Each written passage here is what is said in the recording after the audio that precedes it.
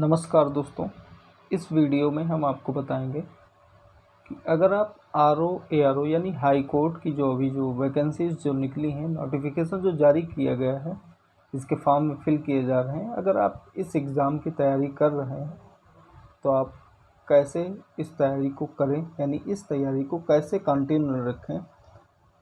अगर आपका एग्ज़ाम आ रहा है तो कौन कौन से टॉपिक पूछे जाएंगे, क्या होगा उसका सिलेबस, क्योंकि इसमें 2 एग्ज़ाम होंगे, एक ही दिन में आपके 2 एग्ज़ाम होंगे, पार्ट 1 पार्ट 2।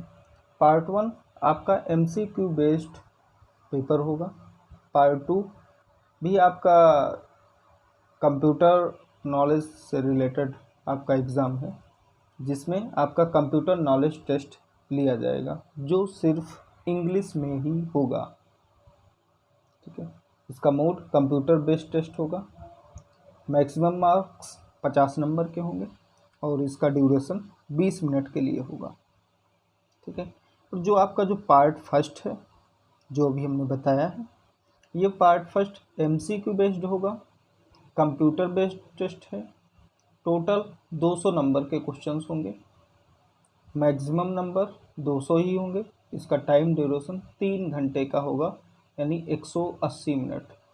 खास बात तो ये है कि इसमें निगेटिव मार्किंग नहीं है।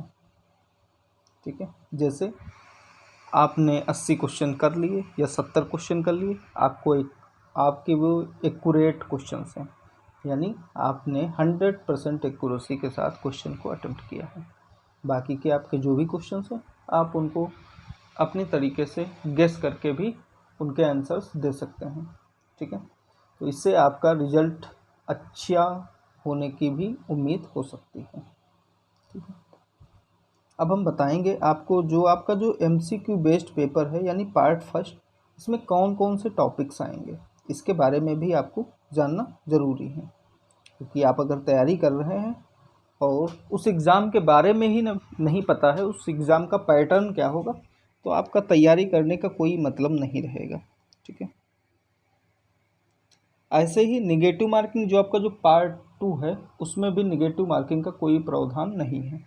आपने अगर गलत वर्ड टाइप कर दिए हैं तो उसमें भी कोई भी निगेटिव मार्किंग नहीं ली जाएगी। ठीक है, जैसा कि इसमें मेंशन है। अब देखिए, पार्ट फर्स्ट का जो है multiple choice objective questions, general science, history of India यानी इंडियन हिस्ट्री, भारतीय इतिहास, भारतीय राष्ट्रीय आंदोलन, Indian polity, economy, culture, agriculture हो गया, commerce and trade, population, ecology and urbanisation, ये भारत की ही जनसंख्या के बारे में पूछा जाएगा, भारत की जैव विविधता के बारे में पूछा जाएगा, वर्ल्ड ज्योग्राफी पूछी जाएगी, और geography and resources of India, Bharat के ज्योग्राफी यानी भारत का भूगोल पूछा जाएगा। ठीक है, इसके रिसोर्सेस क्या हैं, current national and international important events, जो भी करंट में आपके नेशनल या फिर इंटरनेशनल जो इवेंट्स हुए हैं उनको भी पूछा जा सकता है, पूछा जाएगा, यानी जैसा कि इसमें मेंशन है। जनरल एप्टीट्यूड यानी मैथ के क्वेश्चंस भी होंगे, special knowledge regarding education, culture, agriculture, industry, trade, living and social traditions of Uttar Pradesh, यानी आपका यूपी स्पेशल भी आएगा। ठीक है, दूसरा है knowledge of general English and general Hindi of graduation level. ठीक है, स्नातक लेवल की आपकी इंग्लिश भी आएगी और हिंदी भी आएगी। और अगला मेंशन है elementary knowledge of computer, computer के बारे में भी आपको जानकारी होनी चाहिए। ऐसा ये पार्ट फर्स्ट में ये पूछा जाएगा, यही सिलेबस इसमें मेंशन। पार्ट सेकंड की अगर बात करें तो पार्ट सेकंड में आपको दिया गया है, जैसे कि a candidate shall be provided a text in English of approximately 500 words on computer which she और he shall be required to reproduce on the computer in the same format. कम से कम 500 वर्ड आपको टाइप करने होंगे 20 minute में। ठीक है, जैसा कि इसमें दिया गया है, और स्पीड तो उसमें आपको आपके नोटिफिकेशन में मेंशन है। ठीक है,